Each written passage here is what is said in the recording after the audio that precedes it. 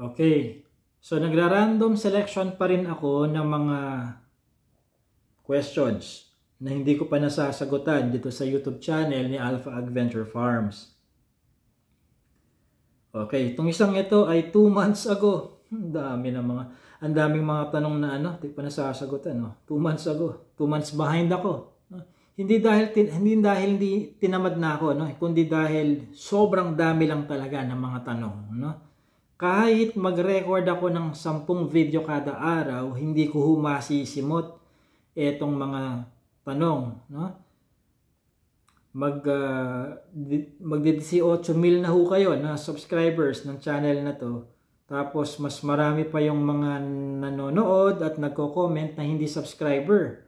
So dun pa lang isipin na lang ninyo kung gaano karami yung mga questions na natatanggap ko everyday.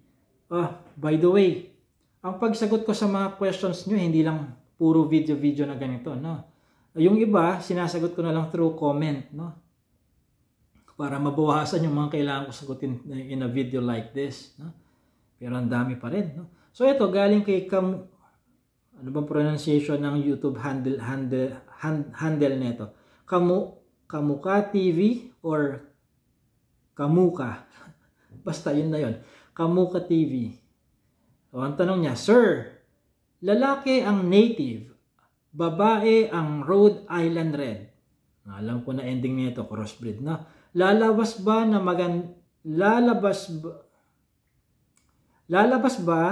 na ang kalalabasan ba ay maganda pa ring gawing layers? Yun ang ibig niyang sabihin dun sa pagkaka-spell out siguro, So meron siyang kino-crossbreed.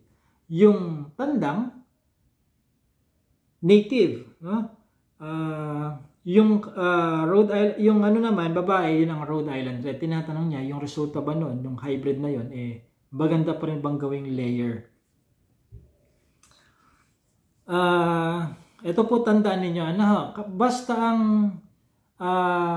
hinaluan nyo ng ibang breed ang Rhode Island Red, mapa-purebred yan or hybrid, masisira na, mababasag na yung expected na egg productivity niya. Kasi hinaluan mo na ng ibang ng ibang bloodline, masisira na. Lalo't higit doon sa mga hybrid.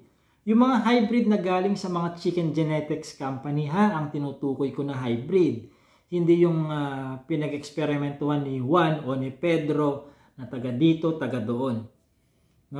Itong mga galing sa mga chicken genetics companies na layers katulad ni Dominant ZZ, ni Decalb, ni ISA, meron silang mga formula dyan. Formula sa genetic formula para yung mga napoproduce nila consistent doon sa nakasulat, doon sa kanilang technical manual na kapag ganitong breed sa loob ng 100 linggo, magsimula sa 16-week-old hanggang 100-week-old ay magbibigay na yan ng halimbawa ng 480 to 500 eggs within that period, magiging consistent nga na pasok palagi doon sa projection na yon. Nagagawa ng mga chicken genetics company yung ganoon na maging consistent sila kasi nga piling-pili yung genetic makeup na ni-re-engineer nila sa laboratorio to produce such breed na hybrid. Pag sinabing hybrid, H-Y-B-R-I-D, hindi siya H-I-G, age, new word, B-R-E-E-D. Yung iba, ganun ang nakikita kong spelling nila, Kaya akala nila pag hybrid, mas mataas na uri. Dahil nga ang spelling ng hybrid nila ay high as in H-I-G-H, Hindi po ganun ang big sabihin ng hybrid, So, in this case, Kamuka TV, dahil native at Rhode Island Red na ang kinocross mo dito, huwag mo nang asahan na yung lalabas kasing lakas ng Rhode Island Red hen na puro or hybrid ang magiging kalakasan niya in terms of egg production. Pero kung ang tanong mangingitlog pa ba yung magiging anak nila, mangingitlog pa rin. Hindi na nga lang siya kasing ganda or kasing tulad ng performance ng kung ang pinag-uusapan natin ay purebred pareho na Rhode Island Red or hybrid pareho na Rhode Island Red. Okay? So, kung ang balak nyo ay table egg production, negosyo ha, yung hindi monkey business to ha, negosyo, hindi yung eksperimento lang, no? Kung negosyo, huwag na kayong mag-experiment. Don't reinvent the wheel, no? Kung mag-experiment kayo, experiment lang, no? Hindi yung nag-experimento kayo tapos yung resulta ng experiment gagawin yung business model kaagad, no? Medyo mahaba-habang procedure yung pagdadaanan ng experiment niyo para maging ano siya para maging final na yes, pwede nga siyang i-commercialize yung offspring nung pinag-practicean or pinag-experimentuhan ninyo. So kung table egg production, pili na lang kayo. Magde-decal brown ba kayo? Decal white, Isa brown, white, Loman white, no? Kung ano man yung mga breed or hybrids na sadyang ginawa para sa kalakasan nila sa pangingitlog. So, pili na lang kayo doon, no? Para din na kayo nag-experiment. Okay? So, diniscuss ko ito tinalakay ko ito doon sa chicken farming seminar ni Alpha Adventure Farms, no? 4 na oras akong nagtuturo doon sa module 1. Module 1 pa lang yun, no? Kasi 3 modules yun.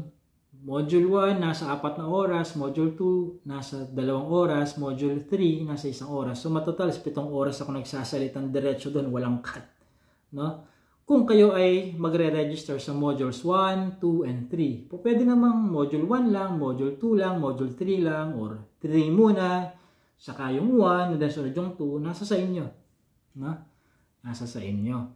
So, kung baguhan pa lang kayo sa pag-aalaga ng manok at kung katulad ko gusto nyo seryosohin ito, I recommend na mag-register na lang muna kayo doon sa aking 3 modules ng chicken farming seminar bago kayo umorder ng manok.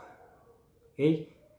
Aral muna bago manok. Mahirap yung pinarating nyo yung manok sa farm ninyo tapos wala kayong kaalam-alam pa or nag-aaral pa lang. Manganga pa kayo pagka ganon. No? 7 oras lang naman na pag-aaral yun pag nag-register kayo sa seminar. Mag-register na lang nga kayo. Okay, nandyan sa description ng video yung registration link para doon. Tapos meron kasamang e-certificate yun. Meron ding 30-day free technical support via email. Kasi kapag nanonood ka, syempre may mga follow-up questions ka.